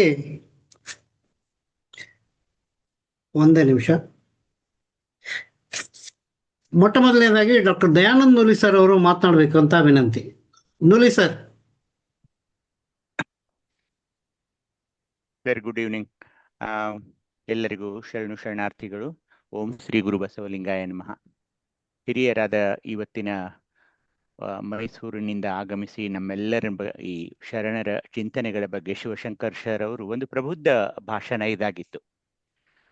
ತಮ್ಮ ವೃತ್ತಿಯೊಂದಿಗೆ ಕಲ್ಯಾಣದ ಜೀವನವನ್ನ ಸಮೀಕರಿಸಿ ಮಾತಾಡೋದು ಅಷ್ಟೊಂದು ಸುಲಭ ಕೆಲಸ ಅಲ್ಲ. ಬಹಳ ಚೆನ್ನಾಗಿ ಸರ್ ಅದನ್ನ ತಗೊಂಡು ಬಂದ್ರು. ಅವ್ರು ಹೇಳಿದ ಹಾಗೆ 20ರಿಂದ 25 ವರ್ಷದ ಅವಧಿಯಲ್ಲಿ ಬಸವಣ್ಣನವರು ಉಳಿದ ಎಲ್ಲಾ ಶರಣೆಯರ ಒಡಗೂಡಿಕೊಂಡು ಅಲ್ಲಿ ಬಸವ ಕಲ್ಯಾಣದಲ್ಲಿ ಅಲ್ಲೇ ಅನುಭವ ಮಂಟಪ ಅಂತ ಒಂದು ಚಿಂತನೆಯ ಒಂದು ದೊಡ್ಡ ಮಂಟಪವನ್ನ ನಿರ್ಮಿಸಿ ಅಮೂಲ್ಯವಾದ ವಚನಗಳನ್ನ ಕೊಟ್ಟು, ಅದು ಕೆಲವು ಕಾಲ ಮರೆಯಾಗಿದ್ದನ್ನು ಅವ್ರು ಹೇಳಿದ್ರು. ಎಲ್ಲಿವರೆಗೆ ಅದ್ರ ತೋಂಟದ ಸಿದ್ಧಲಿಂಗೇಶ್ವರ ಯತಿಗಳು ಬರೋ ತನಕ. ನಂತರ ಪಗು ಹಳಕಟ್ಟಿಯವರ ಒಂದು ತ್ಯಾಗಮಯ ಜೀವನದ ಬಗ್ಗೆಯೂ ಅವರು ಪ್ರಸ್ತಾಪ ಮಾಡಿದರು. ಒಟ್ಟಾರೆ ತುಂಬಾ ಚೆನ್ನಾಗಿ ಹಿರಿಯರಾದ ಶಿವಶಂಕರ್ ಸರ್ ಅವರು ಇವತ್ತಿನ ಎಂದಿಗೂ ಮರೆಯಲಾರದ ಅಮೂಲ್ಯವಾದ ವಚನ ತತ್ವ ಚಿಂತನೆಗಳನ್ನ ನಮ್ಮ ಮುಂದೆ ತೆರೆದಿಟ್ರು. ಹಾಗೇನೆ ಈ ಚಿಂತನೆ ಹೊಸ ಹೊಸ ವಿಚಾರಗಳೊಂದಿಗೆ ತಳುಕು ಹಾಕೋದಿದೆ ನೋಡಿ. ವೃತ್ತಿ ಜೀವನದೊಂದಿಗೆ ನಮ್ಮ ಶರಣರ ಜೀವನದ ಚಿಂತನೆಗಳನ್ನ ಮತ್ತು ವಚನಗಳ ಸಾಹಿತ್ಯವನ್ನ ನಮ್ಮ ವೃತ್ತಿ ಜೀವನದ, ಈಗ ನಾನು ಒಬ್ಬ ವೈದ್ಯನಾಗಿ ಅದನ್ನ ಹೇಗೆ ನನ್ನ ವೃತ್ತಿ ಜೀವನದಲ್ಲಿ ಅನ್ವಯಿಸಿಕೊಳ್ಳಬಹುದು, ಸರ್ ಅವರು ತಮ್ಮ ವೃತ್ತಿ ಜೀವನದೊಂದಿಗೆ ಅದನ್ನ ಅನ್ವಯಿಸಿಕೊಂಡು ಇವತ್ತು ಮಾತನಾಡಿದರು. ಎಲ್ಲಿವರೆಗೆ ಅಂದ್ರೆ ಜಾಗತಿಕ ಚಿಂತನೆಗಳು ಕೂಡ ಅಲ್ಲಿ ಸಮೀಕರಣಗೊಂಡವು. ಆದ್ರೆ ಒಂದು ಅಪೂರ್ವವಾದ, ಅಂದ್ರೆ ಎಂದಿಗೂ ಈ ಜಗತ್ತು ಮರೆಯಲಾರದವರು ಒಂದು ಮಾತು ಹೇಳಿದ್ರು, ಬಸವಣ್ಣನವರು ಮುಂದೆ ಇಂಥವ್ರು ಹುಟ್ಟಿ ಬರಬಹುದಾ ಭವಿಷ್ಯದಲ್ಲಿ ಅಂತ ಆ ಒಂದು ಸಂದೇಹವನ್ನ ಕೂಡ ವ್ಯಕ್ತ ಮಾಡಿದರು. ಹೀಗಾಗಿ ಅದು ಎಲ್ಲರ ಚಿಂತನೆ ಕೂಡ. ಅಂತಹ ಒಂದು ಅಪೂರ್ವ ವ್ಯಕ್ತಿತ್ವದ, ಎಲ್ಲರನ್ನೂ ಅಪ್ಪಿಕೊಳ್ಳುವ ಒಬ್ಬ ಮತ್ತೊಂದು ಜೀವ ಮತ್ತೆ ಈ ಜಗತ್ತಿನಲ್ಲಿ ಮತ್ತೆ ಮರುಕಳಿಸಬಹುದೇ ಅಥವಾ ಪುನರ್ಜನ್ಮ ಪಡೆಯಬಹುದೇ ಅನ್ನೋ ಒಂದು ಆಶಯದೊಂದಿಗೆ ನಾವು ಯಾವಾಗ್ಲೂ ಮಾತಾಡ್ತಾ ಇರ್ವಿ. ನೀವು ಅಂದ ಹಾಗೆ ಮತ್ತೆ ಆ ಜೀವನಕ್ಕೆ, ಆ ಕಲ್ಯಾಣದ ಒಂದು ಬಂಗಾರಮಯವಾದ ಒಂದು ಜೀವನವನ್ನ ನಾವು ಮತ್ತೆ ಕಲ್ಪಿಸಿಕೊಂಡು ಅಲ್ಲಿ ನಾವು ಕೂಡ ಇದ್ದು ನೋಡಬಹುದೇ ಅನ್ನೋ ಅಷ್ಟು ಸರ್ ಅವರು ಇವತ್ತು ತುಂಬಾ ಚೆನ್ನಾಗಿ ನಮ್ಮ ಮುಂದೆ ಎಲ್ಲ ಚಿತ್ರಣವನ್ನ ತೆರೆದಿಟ್ರು. ಹೀಗಾಗಿ ಅವರಿಗೆ ನಾನು ವಚನ ಮಂದಾರದ ಪರವಾಗಿ, ಇಲ್ಲಿ ಇರುವ ಎಲ್ಲಾ ಸದಸ್ಯರ ಪರವಾಗಿ ದೀರ್ಘದಂಡ ನಮಸ್ಕಾರಗಳನ್ನ ಮಾಡ್ತಾ ಎಲ್ಲರಿಗೂ ಶರಣಾರ್ಥಿಗಳು. ಡಾಕ್ಟ್ರೆ, ಶರಣು ಸರ್. ಬಹಳ ಉತ್ತಮವಾದ ಅಭಿಪ್ರಾಯವನ್ನು ತಿಳಿಸಿದ್ದಕ್ಕಾಗಿ ತಮಗೆ ಧನ್ಯವಾದ ಅರ್ಪಿಸ್ತಾ, ದಿಲೀಪ್ ಅಂತ ಜಾಯ್ನ್ ಆಗಿದ್ದಾರೆ ಅಮೆರಿಕದಿಂದ. Sir, will you be able to speak? Dileep ಅವರೇ? ಖಂಡಿತ ಸರ್, ಮಾತಾಡಿ. ಜ್ಞಾಪಕ ಇದೆಯಾ? We spoken long time back. Shivashankar ಅವ್ರು ನನ್ಗೆ ಭಾವ ಆಗ್ಬೇಕು. ಸೊ ಹಾಗಾಗಿ this is a very nice. ತುಂಬಾ ಚೆನ್ನಾಗಿ ಮಾತಾಡ್ತಾರೆ.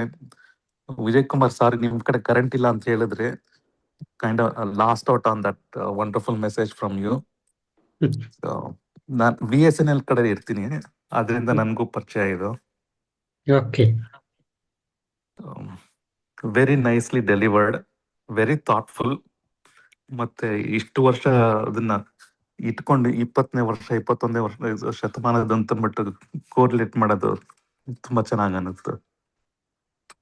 And I think I'm very proud to be part of this session today. Thank you so much for arranging this. Thank you, sir. Every week Saturday we conduct the same time. This is 185th session today what we are conducting. ಪ್ರತಿ ವಾರನೂ join ಆಗಿ sir. ತಮ್ಮ number ಅನ್ನ ನನಗೆ SMS ಮಾಡಿ, we will send you the link ಅನ್ನ ಕಳ್ಸಿಕೊಡುವಂತ ಕೆಲಸವನ್ನು ಮಾಡ್ತೀನಿ. ತಮ್ಮ ನಂಬರ್ ಅನ್ನ ಕಳ್ಸಿಕೊಡಿ ಆಮೇಲೆ. ಖಂಡಿತ ನಾನು ಮಾತಾಡ್ತೀನಿ ನಾನು ನಿಮ್ಮ ಹತ್ರ. Thank you sir. Thanks a lot. Lingaraj Ullagadde ಅಂತ ಅನ್ನೋರು ಜಾಯ್ನ್ ಆಗಿದ್ದಾರೆ, ಮಾತಾಡ್ಬೋದಾ? Okay, yes left already. Doctor Shelvadi Math ಅವ್ರು ಮಾತಾಡಿ. ಎಲ್ಲರಿಗೂ ಶರಣಾರ್ಥಿಗಳು. ಸರ್ ಅವರ ಚಿಂತನೆಗೆ ನಾಮರು ವಿಶ್ಲೇಷಣೆಯನ್ನ ಮಾಡೋದಿಲ್ಲ. ಆದ್ರೆ ಇವತ್ತಿನ ವೇದಿಕೆಯಲ್ಲಿ ತುಂಬಾ ಸಮಾಧಾನದಿಂದ ಗಂಭೀರವಾದ ವಿಚಾರಗಳನ್ನ ಸಮರ್ಪಕವಾಗಿ ಈ ಉಪನ್ಯಾಸದಲ್ಲಿ ಸರ್ ಅವರು ನಮಗೆ ಹೇಳಿದ್ದಾರೆ. ಬಹಳ ಬ್ಯೂಟಿಫುಲ್ ಆದಂಥ ಒಂದು ಉಪನ್ಯಾಸದಲ್ಲಿ ನಾವು ಭಾಗಿಯಾಗಿದ್ದೇವೆ ಅಂತನ್ನುವಂಥ ಖುಷಿ ನಮ್ಗಾಗಿದೆ. ನಿಜಕ್ಕೂ ಬಸವ ತತ್ವಗಳು ಕಾಲಾತೀತವಾಗಿದ್ದಾವೆ ಅನ್ನುವಂಥ ಸರ್ ಅವರ ಮಾತಿಗೆ ನಾವು 100ಕ್ಕೆ 100% ಒಪ್ಪಿಗೆಯನ್ನು ಪಡೆದಿದ್ದೇವೆ. ಹಾಗಾಗಿ ನಾನು ಒಂದು ಕವನದಲ್ಲಿ 12:21 ಆದಾಗ ಅಂತ ಬಸವಣ್ಣವರ ಚಿಂತನೆಗಳನ್ನು ಇಟ್ಕೊಂಡು ಒಂದು ಕವಿತೆಯನ್ನು ಕೂಡ ಬರೆದಿದ್ದಿದೆ. ಹೀಗಾಗಿ ಬಸವಣ್ಣವರ ವಿಚಾರಗಳು ಹಿಡಿದರೆ ಹಿಡಿಯಷ್ಟು, ಬಿಟ್ಟರೆ ಮುಗಿಲಷ್ಟು ನಾವು ಹೇಗೆ ಅರ್ಥ ಮಾಡ್ಕೊಳ್ತೀವಿ ಅದರ ವ್ಯಾಪ್ತಿ ಅಷ್ಟೇ ವಿಸ್ತಾರ ಆಗ್ತಾ ಹೋಗುತ್ತೆ ಅಂತನ್ನುವಂಥದ್ದು ಅದು ನಿಜವಾದಂಥದ್ದು ಅನ್ನುವಂಥ ಮಾತುಗಳನ್ನಷ್ಟೇ ಹೇಳಿ ಸರ್ ಅವರ ಉಪನ್ಯಾಸ ತುಂಬ ಅದ್ಭುತವಾಗಿತ್ತು ಅಂತ ಸರ್ ಅವರಿಗೆ ನಮ್ಮ ವೇದಿಕೆಗೆ ಬಂದು ಒಂದು ಉತ್ತಮ ಉಪನ್ಯಾಸ ನೀಡಿದ್ದಕ್ಕೆ ಅಭಿನಂದಿಸ್ತಾ ಅವರಿಗೆ ಧನ್ಯವಾದಗಳನ್ನ ಹೇಳ್ತಾ ಇದ್ದೇನೆ. ಇಷ್ಟು ಸಾಕು ಅಂತ ಅನಿಸ್ತಾ ಇದೆ ಸರ್. ಶರಣಾರ್ಥಿಗಳು. ಧನ್ಯವಾದಗಳು ಮೇಡಮ್, ಥ್ಯಾಂಕ್ ಯು. ಸಕ್ರಿ ಅಕ್ಕ ಅವ್ರು ಮಾತಾಡ್ತೀರಿ? ಮತ್ತೆ ಯಾರಾದ್ರೂ ಇದ್ರೆ ಕರೀರಿ. ಓಕೆ, ಶಿವಪ್ರಕಾಶ್ ಅವರು ಮಾತಾಡಿ ಸರ್. ಶರಣಾರ್ಥಿಗಳು ಸರ್. ಶರಣಾರ್ಥಿಗಳು. ಬಹಳ ಸುಂದರವಾದಂತಹ ಒಂದು ಉಪನ್ಯಾಸವನ್ನು ನಾವು ಕೇಳಿದ್ವಿ. ಉಪನ್ಯಾಸದ ಬಗ್ಗೆ ಅಭಿಪ್ರಾಯ ಕೊಡುವ ಮೊದಲು ತಮಗೆ ತುಮಕೂರಿನಲ್ಲಿ ಕರೆಂಟ್ ಹೋಗಿರುವುದು ಕೂಡ ಒಂದು ಕಾಲಾತೀತ ಸತ್ಯವೇನೋ ಕರ್ನಾಟಕದ ಮಟ್ಟಿಗೆ ಎನ್ನುವಂತಹ ಒಂದು ಭಾವನೆ ನನ್ನನ್ನು ಕಾಡ್ತಾ ಇದೆ. ಇಲ್ಲ, ಅದ್ರ ಜೊತೆಗೆ UPS ಕೂಡ ಕೈ ಕೊಟ್ಟಿದೆ ಇವತ್ತು, ಯಾಕೋ ಗೊತ್ತಿಲ್ಲ. ಅಲ್ಲಲ್ಲ ಸರ್, ಈ ಕರೆಂಟ್ ಹೋಗೋದು ಕೂಡ ಕರ್ನಾಟಕದ ಮಟ್ಟಿಗೆ ಒಂದು ಕಾಲಾತೀತ ಸತ್ಯ. ಯಾವ್ದಾವ್ದು ನೋಡಿ, ಸತ್ಯದೊಟ್ಟಿಗೆ ನಾವು ಬದುಕಬೇಕಾಗತ್ತೆ. ಬಹಳ ಸುಂದರವಾದ ಉಪನ್ಯಾಸ. ಯಾಕೆ ಸುಂದರ ಅಂತ ಹೇಳ್ತಾ ಇದ್ದೀನಿ ಅಂದ್ರೆ, ನೋಡಿ, ಕಾಲಾತೀತ ಬಸವಣ್ಣರ ತತ್ವಗಳು ಕಾಲಾತೀತ ಅನ್ನುವುದಕ್ಕೆ ಬಹಳ ದೂರ ನಾವು ಹೋಗ್ಬೇಕಾಗಿಲ್ಲ. ವಚನಗಳೇ ಅದರ ಸಾಕ್ಷಿ. ವಚನಗಳನ್ನ ಮನುಷ್ಯನ ಆದ್ಯಮ್ಯ ಅಭಿವ್ಯಕ್ತಿಯ ಚೇತನ ಅಂತ ನಾನು ತೋರ್ತೀನಿ. ಅಭಿವ್ಯಕ್ತಿ ಅನ್ನುವಂಥದ್ದು ಮನುಷ್ಯನ ಹುಟ್ಟುಗುಣ. ಅಂತಹ ಒಂದು ಅಭಿವ್ಯಕ್ತಿಗೆ ಧ್ವನಿಯನ್ನು ಕೊಟ್ಟವರು ಬಸವಾದಿ ಶರಣರು. ಹಾಗಾಗಿ ಅವರ ಈ ತತ್ವ ಕಾಲಾತೀತ ತತ್ವವಾಗುತ್ತೆ. ಇನ್ನು ಪ್ರಜಾಪ್ರಭುತ್ವದ ಧ್ವನಿ, ಸ್ವತಂತ್ರನಾಗಬೇಕು, ಸ್ವಚ್ಛಂದವಾಗಿರ್ಬೇಕು ಅನ್ನುವಂಥ ಧ್ವನಿ ಎಲ್ಲ ಜೀವಿಗಳ, ಮಾನವನನ್ನು ಒಳಗೊಂಡಂತೆ ಎಲ್ಲ ಜೀವಿಗಳ ಮನದ ಅಳಲಾಗಿರುತ್ತೆ. ಇಂಥ ಮನದ ಅಳಲಿಗೆ ಅಂಥ 12ನೇ ಶತಮಾನದ ಕಗ್ಗತ್ತಲಿನ ಖಂಡದ ಯುಗದಲ್ಲಿಯೇ ಬಸವಾದಿ ಶರಣರು ದನಿಯಾಗಿ ನಿಂತಿದ್ದು ಅವರ ಮತ್ತೊಂದು ಕಾಲಾತೀತ ಪ್ರಜ್ಞೆಗೆ ಸಾಕ್ಷಿ. ಮತ್ತೊಂದು ಬಹಳ ಮುಖ್ಯವಾದ ಘಟನೆ ಅಂತ ಹೇಳಿದ್ರೆ ಸ್ತ್ರೀ ಸಂವೇದನೆ, ಸ್ತ್ರೀ ಸಮಾನತೆ. ನೋಡಿ, ಅಲ್ಲಿಯವರೆಗೂ ಕೂಡ ಸ್ತ್ರೀಯನ್ನ ವಿವಿಧ ಸ್ಥಾನಗಳಲ್ಲಿ, ಇವನು ನಮ್ಮ ಧರ್ಮದಲ್ಲೂ ಕೂಡ ನಾವೇನು ಸನಾತನ ಧರ್ಮ ಅಂತ ಕರಿತೇವೆ, ಆ ಧರ್ಮದಲ್ಲೂ ಕೂಡ ಸ್ತ್ರೀಗೆ ಬಹಳ ದೊಡ್ಡ ಸ್ಥಾನವನ್ನ ಕೇವಲ ಪುಸ್ತಕಗಳಲ್ಲಿ ಕೊಡಲಾಗಿತ್ತೇ ಹೊರತು ಮಧ್ಯಕಾಲೀನ ಯುಗದ ಆಚರಣೆಗಳಲ್ಲಿ ಸ್ತ್ರೀಯನ್ನ ಬಹಳ ಕಡೆಗಣಿಸುವಂತಹ ಒಂದು ಪ್ರವೃತ್ತಿ ಇತ್ತು. ಇಂಥ ಪ್ರವೃತ್ತಿಯ ವಿರುದ್ಧ ಸೆಟೆದೆದ್ದು ಸ್ತ್ರೀಗೆ ಗಂಡಸಿನಷ್ಟೇ ಸಮಾನವಾದಂತಹ ಒಂದು ಸ್ಥಾನವನ್ನ ಕೊಡುವಲ್ಲಿ ಬಸವಾದಿ ಶರಣರು ಮತ್ತೊಂದು ಸಾಲಾತೀತ ಸತ್ಯವನ್ನ ಎತ್ತಿ ಹಿಡಿದ್ರು. ಹೀಗೆ ಅವರ ಕಾಯಕದಲ್ಲಿ, ಅವರ ದಾಸೋಹದಲ್ಲಿ, ಅವರ ಶಿವಯೋಗದ ಕಲ್ಪನೆಯಲ್ಲಿ ಮತ್ತೆ ಹುಟ್ಟಿದ ಒಂದು ಜೀವ, ಹುಟ್ಟಿದ ಒಂದು ಆತ್ಮ ಪರಮಾತ್ಮನನ್ನು ಸೇರಬೇಕು ಅನ್ನುವಂಥದ್ದು ಎಲ್ಲ ಯುಗಗಳ ಕಾಲಾತೀತ ಸತ್ಯವಾಗಿ ಉಳಿಯುತ್ತೆ. ನೀವು ಯಾವುದೇ ಧರ್ಮದ ಅಡಿಪಾಯನ್ನು ತೆಗೆದುಕೊಳ್ಳಿ, ಯಾವುದೇ ಧರ್ಮಗುರುಗಳ ಅಳನ್ನು ತೆಗೆದುಕೊಳ್ಳಿ, ನಾವು ಬಿಟ್ಟು ಬಂದಂತಹ ಪರಮಾತ್ಮನನ್ನ ನಾವು ಮತ್ತೆ ಹೋಗಿ ಸೇರಬೇಕು ಅನ್ನುವುದೇ ಎಲ್ಲ ಕಾಲಾತೀತ ಸತ್ಯದ ಬಹಳ ದೊಡ್ಡ ಒಂದು ಸಾರಾಂಶವಾಗಿ ನಮ್ಮ ಕಣ್ಣೆದುರಿಗೆ ನಿಲ್ಲುತ್ತೆ. ಹಾಗಾಗಿ ಕಲ್ಯಾಣವನ್ನ ಕರ್ತಾರನ ಕಮ್ಮಟವನ್ನಾಗಿ ಮಾಡಿಕೊಂಡು ಶರಣರು ಕಾಲಾತೀತ ಸತ್ಯಗಳು ಎನ್ನುವಂತಹ ವಜ್ರಗಳನ್ನ ಬಿಜ್ಜಳನ ಭೂಮಿಯಲ್ಲಿ ಅವರು ತೆಗೆಯೋದಿಕ್ಕೆ ಶುರು ಮಾಡಿದರು. ಹಾಗಾಗಿ ಅಲ್ಲಿ ಅವರಿಗೆ ಸಿಕ್ಕಂತಹ ವಜ್ರಗಳು ಇಂದೂ ಕೂಡ ಜಗತ್ತನ್ನ ತನ್ನ ಬೆಳಕಿನಿಂದ ಪೂರೈಸ್ತಿವೆ ಎನ್ನುವಂಥ ಮಾತನ್ನ ಹೇಳಿ ನನ್ನ ಮಾತುಗಳಿಗೆ ವಿದಾಯ ಹೇಳ್ತೇನೆ. ಶರಣಾರ್ಥಿಗಳು ಸರ್. ಶರಣಾರ್ಥಿಗಳು ಶಿವಪ್ರಕಾಶ್ ಅವರೇ, ತಮ್ಮ ಅಭಿಪ್ರಾಯಕ್ಕಾಗಿ. ನಮ್ಮ ನೀಲಾಂಬಿಕಾ ಪೊಲೀಸ್ ಪಾಟೀಲ್ ಮೇಡಮ್ ಇಲ್ಲ ಅನ್ಸುತ್ತೆ. ಮತ್ತೆ ಯಾರ್ಯಾರು ಪ್ರಶ್ನೆ ಇದೆಯಾ? ಇಲ್ಲ ಕೊನೆಯದಾಗಿ ಸಕ್ಕರೆ ಅವ್ರು ಮಾತಾಡ್ತಾರೆ. ಮೈತ್ರಾ ಅವರು ಜಾಯ್ನ್ ಆಗಿದ್ದಾರೆ, ಮೋಸ್ಟ್ಲಿ ಕಲಬುರ್ಗಿಯಿಂದ ಅನ್ಸುತ್ತೆ. ಮಾತಾಡ್ತೀರಾ? ಓಕೆ, ಸಕ್ಕರೆ ಅವ್ರು ಮಾತಾಡಿ. ಎಲ್ಲರಿಗೂ ಶರಣಾರ್ಥಿಗಳು. ಕೇಳಕತ್ತಿದ ಕಮರ್ ಸರ್? ಕೇಳ್ತಾ ಇದೆ. ಇದುವರೆಗೂ ಶಿವಶಂಕರ್ ಸರ್ ಅವರ ಒಂದು ಅದ್ಭುತವಾದಂತ ಉಪನ್ಯಾಸವನ್ನು ನಾವು ಕೇಳಿದ್ವಿ. ಬಹಳ ಅವರ ಒಂದು ಹೇಳುವ ಒಂದು ಶೈಲಿ, ಮಾತುಗಳನ್ನು ಮನದಾಳದಿಂದ ನಮ್ಮ ಮುಂದೆ ಬಿಚ್ಚಿ ಹೇಳತಕ್ಕಂತ ಅವರ ಒಂದು ನಿರೂಪಣಾ ತಂತ್ರ ಏನಿದೆಯಲ್ಲ, ಬಹಳ ಒಂದು ನಮ್ಗೆಲ್ಲ ಇಷ್ಟವಾಯ್ತು ಅಂತ. ಎಷ್ಟು ಬೇಗ ಉಪನ್ಯಾಸ ಮುಗಿಸ್ಬಿಟ್ರೆ ಸರ್ ಅಂತಂದು ನನಗ ಅನಿಸ್ತು. ನನ್ನ ಒಂದು ವಿದ್ಯಾರ್ಥಿ ಕೂತ್ಕೊಂಡು ಕೇಳ್ದಂಗ ನಾನು ಕೇಳಿದೆ ಅನ್ನೋದ್ರಲ್ಲಿ ಎರಡು ಮಾತು ಪ್ರಾಮಾಣಿಕವಾಗಿ ನಾನು ಹೇಳ್ತಾ ಇದ್ದೀನಿ. ಯಾಕಂದ್ರೆ ಅವರು ಮಂಡನೆ ಮಾಡತಕ್ಕಂತ ವಿಚಾರದಲ್ಲಿ ಒಂದು ಹೊಸತನ್ನ ನಾನು ಕಂಡೆ ಅಂತಂದು. ಒಂದು ಕಾಯಕದಲ್ಲಿ ಒಂದು ಉತ್ಪಾದನಾ ಶಕ್ತಿಯನ್ನು ಅವರು ಹೆಚ್ಚಿಸಿದಂತಹ ಶರಣರು, ಅವನು ಕಾಯಕ ಮತ್ತು ದಾಸೋಹದಲ್ಲಿ ಒಂದು ಶರಣ ಸಂಕುಲಕ್ಕೆ ಒಂದು ಸರಳ ರೀತಿಯಲ್ಲಿ ಹೇಳಿಕೊಟ್ಟಂತ ಒಂದು ಶರಣರ ಒಂದು ವಿಚಾರಗಳನ್ನು ಬಹಳ ಒಂದು ಸಮಗ್ರವಾಗಿ ನಮ್ಮ ಜೊತೆಗೆ ಹಂಚಿಕೊಂಡ್ರಂತಂದು. ಮುಖ್ಯವಾಗಿ ಏನು ಅಂತಂದಾಗ, ನಮ್ಮ ಶರಣರ ಒಂದು ಕ್ರಾಂತಿ ಪ್ರಾರಂಭವಾದದ್ದೇ ಒಂದು ಭಾಷೆಯ ಮೂಲಕ, ಒಂದು ವಚನ ಭಾಷೆಯ ಮೂಲಕನೇ ಅಂತ ಹೇಳ್ಬೋದು. ಆದರೆ ಅದು ಕೊನೆಯಾದದ್ದು ಸಹಿತ ರಕ್ತ ಕ್ರಾಂತಿಯಲ್ಲಿ ಕೊನೆಯಾಯ್ತು ಅನ್ನೋದು ಬಹಳ ವಿಷಾದವಾದ ಒಂದು ಸಂಗತಿ ಅಂತ. ಹೀಗಾಗಿ ಯಾವುದೇ ಒಂದು ಸಂದರ್ಭದಲ್ಲಿ ನಾವು ದೇವಸ್ಥಾನಗಳಿಗೆ ಹೋಗ್ಬೇಕಾದ ಒಂದು ಪುರೋಹಿತ ವರ್ಗ ಒಬ್ಬ ಮಧ್ಯವರ್ತಿ ಆಗಿರ್ತಾನೆ ಅಂತಂದ. ದೇವರನ್ನ ಕಾಣ್ಬೇಕಾದ್ರ ಆ ಪುರೋಹಿತ ವರ್ಗ ನಮ್ಗ ಏನಾಗ್ತದ ಅಂತಂದ ಅವನೇ ದೇವರು ಅನ್ನತಕ್ಕಂಥ ಒಂದು ನಂಬಿಕೆಯನ್ನು ಹುಟ್ಟಿಸಿರತಕ್ಕಂತ ಸಂದರ್ಭದಲ್ಲಿ ಅಲ್ಲಿಯ ಒಂದು ಸ್ಥಾವರ ದೇವರ ನಿರಾಕರಣೆ ಮಾಡಿದಂತಹ ಶರಣರ ಆ ಒಂದು ವ್ಯವಸ್ಥೆಯನ್ನು ಧಿಕ್ಕರಿಸಿ ನಮ್ಮ ಮುಂದೆ ಪ್ರತಿಕ್ರಿಯೆ ಕೊಟ್ಟಂತವ್ರಂತ. ಹೀಗಾಗಿ ಮಾನವ ಒಂದು ಸಹಜ ಒಂದು ಹಕ್ಕುಗಳ ಮಂಡನೆಯನ್ನು ಬಹಳ ಸುಂದರವಾಗಿ ನಮ್ಮ ಜೊತೆ ಹಂಚಿಕೊಂಡ್ರ ಅನ್ನತಕ್ಕಂತ ಮಾತನ್ನ ಹೇಳುತ್ತೆ. ಯಾಕಂದ್ರೆ ಒಂದು ಸಮಾಜದಲ್ಲಿ ಉತ್ಪನ್ನ ಆಗ್ಬೇಕಾದ್ರೂ ಸಹಿತ ಅದಕ್ಕೆ 8 ವಿಭಾಗಗಳನ್ನು ಸೃಷ್ಟಿ ಮಾಡಿಕೊಟ್ಟಂತವ್ರೆ ಶರಣರು ಅಂತಂದು. ಒಂದು ಉತ್ಪನ್ನಶೀಲ, ಇನ್ನೊಂದು ಆಚಾರಶೀಲ, ಇನ್ನೊಂದು ಉದ್ಯೋಗಶೀಲ, ಮಗದೊಂದು ಉತ್ಕಲಶೀಲ, ನಂತರ ಸಂಬಂಧಶೀಲ, ಪ್ರಸನ್ನಶೀಲ, ಉತ್ತಮಶೀಲ ಮತ್ತು ಜ್ಞಾನಶೀಲ ಅಂತ. ಇಂತಹ ಒಂದು ಸಂಸ್ಕಾರವನ್ನು ಮುಕ್ತ ಮನಸ್ಸಿನಿಂದ ಅನುಭವ ಮಂಟಪದಲ್ಲಿ ಕಟ್ಟಿಕೊಟ್ಟಂತವ್ರು ನಮ್ಮ ಶರಣರು ಅಂತ. ಹೀಗಾಗಿ ಒಂದು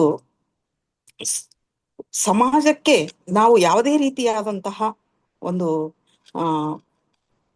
ಬೇರೆ ವ್ಯಕ್ತಿಗಳು ಅಂತ ಅನಿಸಿಕೊಳ್ಳದೆ, ನಮ್ಮಲ್ಲಿರ್ತಕ್ಕಂಥ ಪರಾವಲಂಬಿತನ ಉದ್ಯೋಗವನ್ನು ಕೈಕೊಂಡು ಒಂದು ಸತ್ಯ ಶುದ್ಧ ಕಾಯಕದ ಮೂಲಕ ಕಾಯಕ ಸಿದ್ಧಾಂತಕ್ಕೆ ಒಂದು ಉತ್ಕಲಶೀಲ ಅನ್ನತಕ್ಕಂಥ ಸಮಗ್ರ ನೋಟ ಏನಿದೆಯಲ್ಲ, ಇದು ಬಹಳ ಶ್ರೇಷ್ಠತೆಯನ್ನು ಕೊಟ್ಟಿರತಕ್ಕಂಥವ್ರೆ ನಮ್ಮ ಶರಣರು ಅಂತಂದು. ಹೀಗಾಗಿ ಶರಣರಲ್ಲಿರ್ತಕ್ಕಂತಹ ಒಂದು ಬಾಂಧವ್ಯ ಏನಿದೆಯಲ್ಲ, ಇಡೀ ಸಮಾಜವನ್ನ ಅಪ್ಪಿಕೊಳ್ಳತಕ್ಕಂಥ ಒಂದು ಶ್ರೇಷ್ಠತೆ ಏನಿದೆಯಲ್ಲ ನಮ್ಮ ಶರಣ ಧರ್ಮದ ಅನ್ನತಕ್ಕಂಥ ಮಾತನ್ನು ಹೇಳುತ್ತಾ ನನ್ನ ಮಾತುಗಳಿಗೆ ವಿರಾಮವನ್ನು ಕೊಡುತ್ತೇನೆ. ಮತ್ತೆ ಸರ್ ಅವರು ನಮ್ಮ ವೇದಿಕೆಗೆ ಬಂದು ತಮ್ಮ ಒಂದು ವಿಭಿನ್ನ ದೃಷ್ಟಿಕೋನದ ಮೂಲಕ ಮಾತನಾಡಿದರೆ ನಾವು ಇನ್ನೂ ಕೇಳ್ತೀವಿ ಅನ್ನೋತಕ್ಕಂಥ ಒಂದು ಉತ್ಸುಕತೆ ನಮ್ಮ ವೇದಿಕೆಯದಿದೆ. ಆದ್ದರಿಂದ ಮತ್ತೆ ನಾವು ನಮ್ಮ ವೇದಿಕೆ ಮತ್ತೆ ಸ್ವಾಗತವನ್ನು ನಾವು ಕೊಡುತ್ತೇವೆ. ಮತ್ತು ಇದಕ್ಕೆಲ್ಲ ಒಂದು ಕಾರಣಕರ್ತರಾಗಿರತಕ್ಕಂತಹ ವಿಜಯ್ ಕುಮಾರ್ ಕಮ್ಮರ್ ಅವರಿಗೂ ಸಹಿತ ನನ್ನ ಮತ್ತು ವೇದಿಕೆಯ ಎಲ್ಲ ಶರಣರಿಗೂ ಸಹಿತ ನನ್ನ ಪರವಾಗಿ, ನನ್ನ ವೇದಿಕೆಯ ಪರವಾಗಿ ಶರಣಾರ್ಥಿಗಳು. ಧನ್ಯವಾದಗಳು ರೇಖ ಅವ್ರೆ. ಬಹಳ ಒಂದು ಉತ್ತಮವಾದ ಒಂದು ಪ್ರತಿಕ್ರಿಯೆಯನ್ನು ನೀಡಿದ್ರಿ.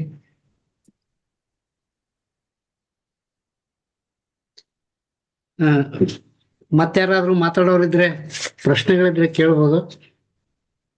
ಇಲ್ಲಾಂದ್ರೆ ಶರಣ ಸಮರ್ಪಣೆ ಹೋಗೋಣ ಅನುಪಮ್ ಪಾಟೀಲ್ ಅವರೇ. ಹ್ಞೂನ್ರಿ. ಓಕೆ. ಅಲ್ಲ ಶಿವಶಂಕರ್ ಸರ್ ಮತ್ತೆ ನಮ್ಮ ಪ್ರತಿಕ್ರಿಯೆಗೆ ಒಂದಷ್ಟು ಸಮಾಧಾನದ ಮಾತು ಹೇಳಿ ಅಂತ ನನ್ನ ಅಭಿಪ್ರಾಯ. ಸರ್ ತಮ್ಮ final remarks you can come.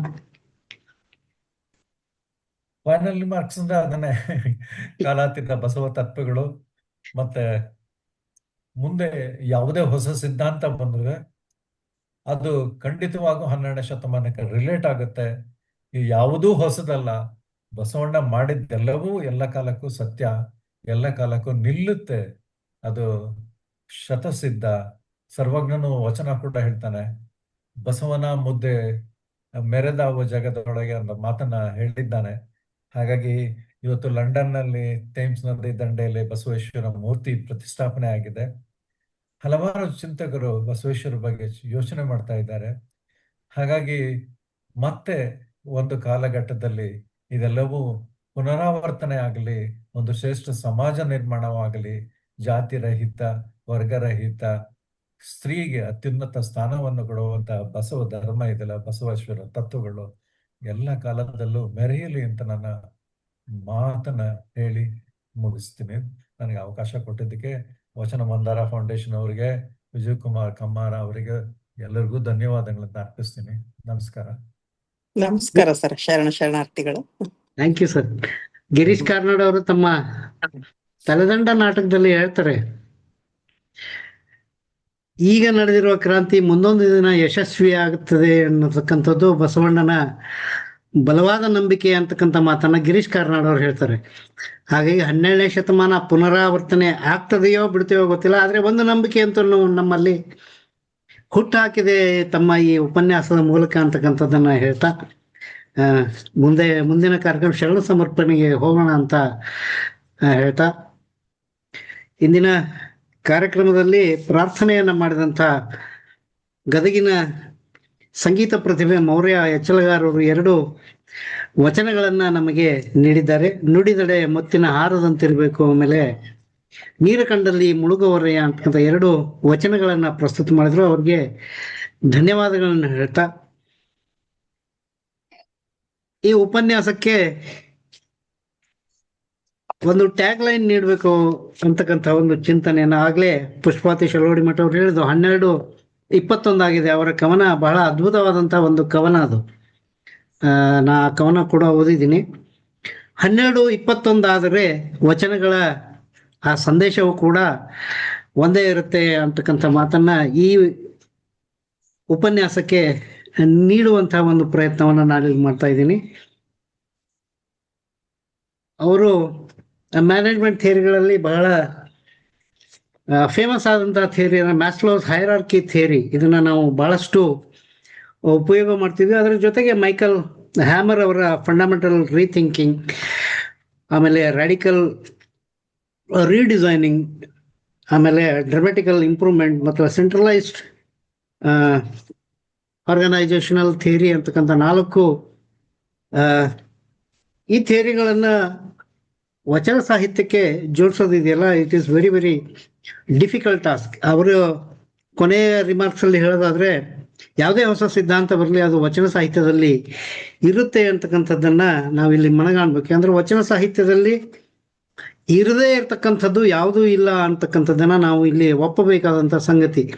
ಅದರ ಜೊತೆಗೆ ಅವರು ಸುಮಾರು 9 ವಚನಗಳ ಮೂಲಕ ಈ ಕಾಲಾತೀತ ಬಸವ ತತ್ವಗಳನ್ನು ಕಟ್ಕೊಟ್ಟಿದ್ದಾರೆ. ಅದರಲ್ಲಿ ಪ್ರಮುಖವಾದದ್ದು ಬಡತನಕ್ಕೆ ಒಂಬುವ ಚಿಂತೆ, 2ನೇದ್ದು ಇವನಾರವ, 3ನೇದ್ದು ಹೊಟ್ಟೆಯ ಮೇಲೆ ಕಟ್ಟೋಗರ ಕಟ್ಕೊಂಡ್ರೆ ಏನಾಗ್ತದೆ, ತನ್ನಾಶ್ರಯದ ಊಟವನು, ತಾನೊಂಬುವ ಊಟವನು ಅಂತಕ್ಕಂಥ ಹಲವಾರು ವಚನಗಳ ಮೂಲಕ ಆಧುನಿಕ ವಿಜ್ಞಾನಗಳಲ್ಲಿ ನಾವು ಏನೇನು ಹೇಳ್ತೀವಿ ಅದನ್ನೆಲ್ಲ ನಮ್ಮ ಡಾಕ್ಟರ್ ದಯಾನಂದ್ ನೂಲಿ ಸರ್ ಅವರು ಹ್ಯೂಮನ್ ಎನಾಟಮಿಯನ್ನ ಬಹಳ ಅದ್ಭುತವಾಗಿ ನಮ್ಮ ವಚನ ಮಂದಾರ ವೇದಿಕೆಯಲ್ಲಿ ಅವರು ಕೂಡ ಮಾತಾಡಿದ್ರು.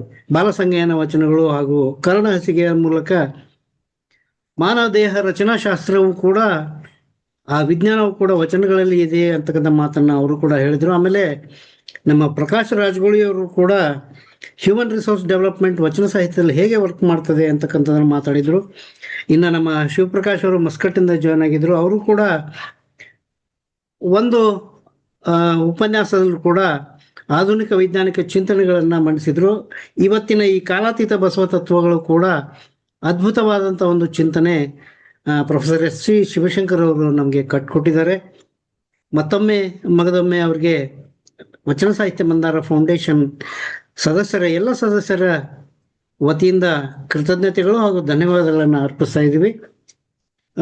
ಇನ್ನು ಮುಂದಿನ ದಿನಮಾನಗಳಲ್ಲಿ ಇನ್ನೂ 2 ಉಪನ್ಯಾಸಗಳನ್ನು ಅವರ ಉಪನ್ಯಾಸಗಳನ್ನ ನೀಡಬೇಕು ಅಂತಕ್ಕಂಥ ಒಂದು ವಿನಂತಿಯನ್ನ ಈ ಮೂಲಕ ನಾನು ಮಾಡ್ತೀನಿ ಅಂತಕ್ಕಂಥದ್ದನ್ನ ಹೇಳ್ತೀನಿ. ಅವರು ಜುಲೈ ಎಂಡ್ ಆಗಲಿ ಅಥವಾ ಆಗಸ್ಟ್ ಮೊದಲನೇ ವಾರದಲ್ಲಿ ಇನ್ನೊಂದು ಉಪನ್ಯಾಸವನ್ನ ನೀಡಬೇಕು.